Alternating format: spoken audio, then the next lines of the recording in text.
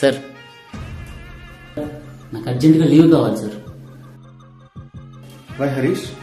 Sir ఈరోజు 2 important events ఉన్నాయి sir, ఇవేవి మిస్ అవ్వకుండా చూడాలి. ఇవేవి నీ కెరీర్ హెల్ప్ అవు హరీష్.